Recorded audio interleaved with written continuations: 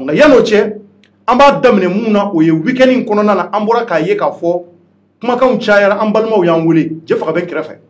ne yɛrɛ ka téléphone ma jɔ fiyewu malgré que n tonton dɔ bɛ ala ka kalifa minɛ la ni o ye lieutenant Mari Danbele a kɛra commandant de brigade ye Yɛlɛmani maraw kan Kita maraw la fo ka taa bila Wasolo maraw ni o ye Yanfoyila ye a ye san 40 dɔɔni kɛ Mali service la gendarmerie la ala y'ale ka kalifa minɛ la an b'o boliboli la an bɛ dugawu kɛ ala ka hinɛ la ala ka dayɔrɔ nɛɛma appelu b'a la ka don Cɔrɔnɔ kun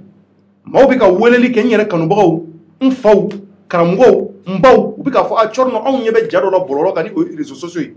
karamɔgɔ dɔw kɔni bɛ yen minnu bɛ ka fɛn caman fɔ aw ma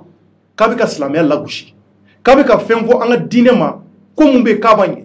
k'a ye maa wele ka na mun bɛ k'a da sago fɔ anw ka diinɛ ma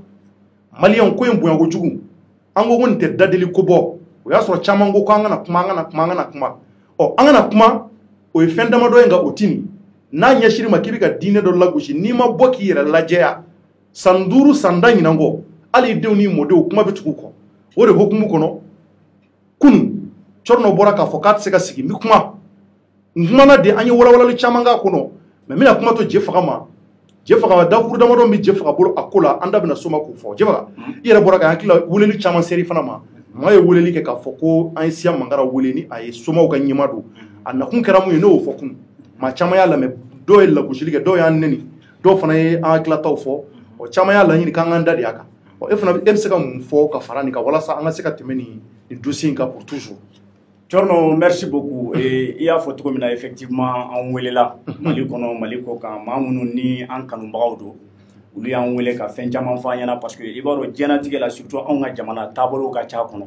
bɛɛ n'i ka taabolo don dɔw bɛ yen minnu bɛ jɔsɔn kɛ dɔw bɛ yen minnu ye silamɛw ye dɔw bɛ yen minnu ye chrétiens ye mais anw ka jamana a bɛ fɔ cogo min na c'est une république laïque o kɔrɔ de ye k'a fɔ ko bɛɛ bɛ se k'i ka tagabolo kɛ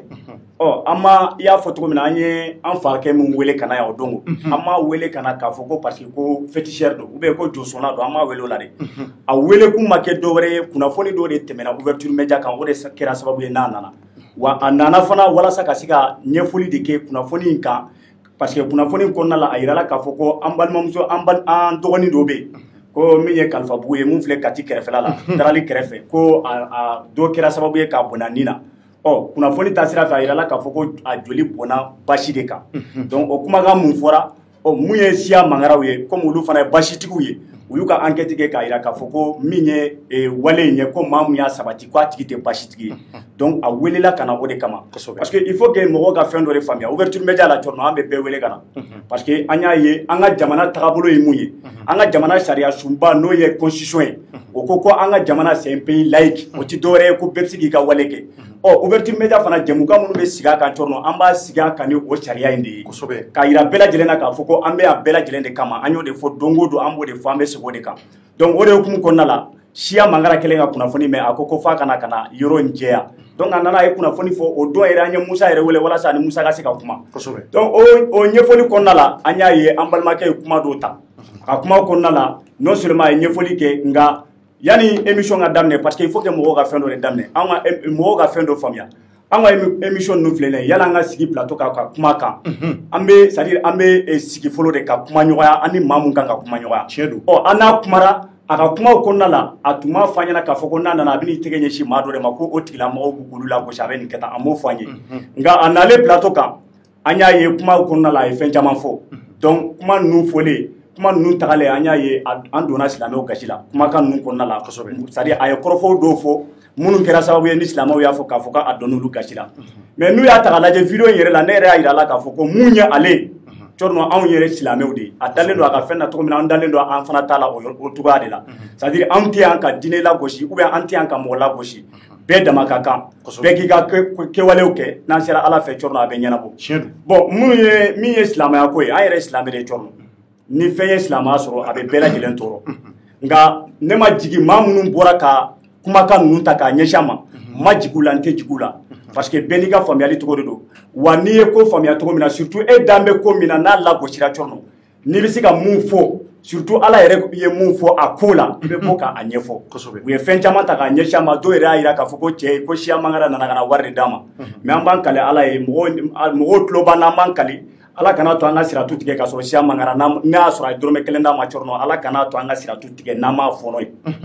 donc an ma wari minɛ a la mais comme an bɛ bɛɛ lajɛlen wele ka na cogo min na an y'a wele ka na o kɔnɔna na donc a nana ka kuma kɔnɔna la a ye fɛn caman fɔ tiɲɛ don minnu silamɛw y'a jira k'a fɔ k'a donn'u gasi la anw tɛ yan k'a fɔ k'an b'an yɛrɛ justifier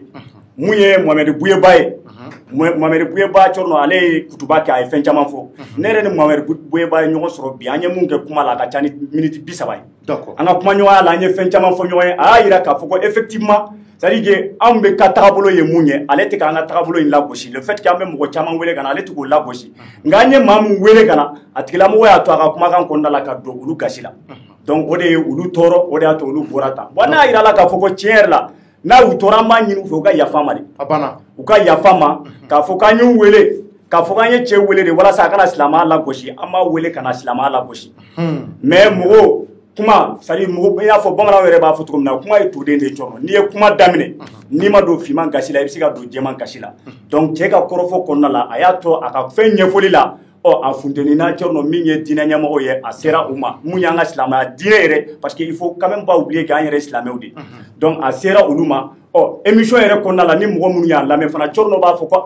ko cɛ ka kɔrɔfɔ kɔnɔna la n'a y'a sɔrɔ a donna maa min gasi la k'o tigilamɔgɔ ka yafa n y'a fɔ fo siɲɛ 3 cɔrɔ dɔ y'a fɔ émission kɔnɔ fo siɲɛ 3 o kɛra mais a bɛ se ka kɛ peut-être olu ma o yɔrɔ lamɛn mais mu yɔrɔ mun y'u ka attraction attiré c'est-à-dire que u ka attention attiré o de ye le fait que cɛ ye mun fɔ k'a ɲɛsin ala ma k'a ɲɛsin silamɛya diinɛ ma donc an b'a f'u ɲɛna dɔrɔn de k'u ka yafa an ma an m'a dabɔ a kama mɔgɔ kana ka na silamɛya diinɛ lagosi o de tun bɛ n bolo k'a fɔ merci Dieu faga a tɛ tɛmɛ nin kan an bɛ hakɛto kɛ ɲini kɛ silamɛ diinɛ ɲɛmaa bɛɛ fɛ chef religieux bɛɛ fɛ vraiment ni a ye maa min tɔɔrɔ u ka yafa ma ouverture média tɛ yan ka se ka maa lagosi wa ni kuma mun fɔra an ka kumaw kɔnɔ k'a ta daminɛ na fo kana bila bi la ne yɛrɛ ye kumakan minnu fɔ n'a ye mɔgɔ ma tɔɔrɔ u bɛɛ ka yafa ma laɲini kelen wɛrɛ foyi t'anw na an ka jamana bɛ se ka taa ɲɛ bonya ani karama kɔnɔ anw lamɔna maa bonya kama diinɛ bonya kama taasira bonya kama o de hokumu kɔnɔ an b'a fɔ n bɛ faama fara fantan kan dɛsɛbaatɔ fara lujuratɔ kan diinɛ ma bɔ diinɛ la an bɛ bɛɛ kama n'an bɛ plateau in kan sabula maliyɛnw bɛɛ de b'an lamɛn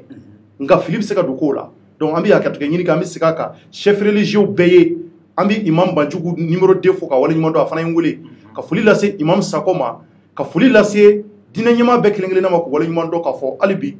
an ye fili mun kɛ an bɛ hakɛto kɛ ɲini kɛ k'a fɔ vraiment ala k'an bɛɛ kelen ma ala k'an ka jamana diya an k'an dɛgɛ diya an ka jamana an ka dugawu kɛ jamana mɔgɔw b'o de la nin waati in na donc a k'an bɛɛ waati wɛrɛ inshallah ala k'an kisi an ɲɔgɔnna wɛrɛ ma o tɛ wa Dieu faga donc n'an bɔr'o la sans plus tarder rapidement excellence b'an bolo an bɛna interview daminɛ nka Dieu faga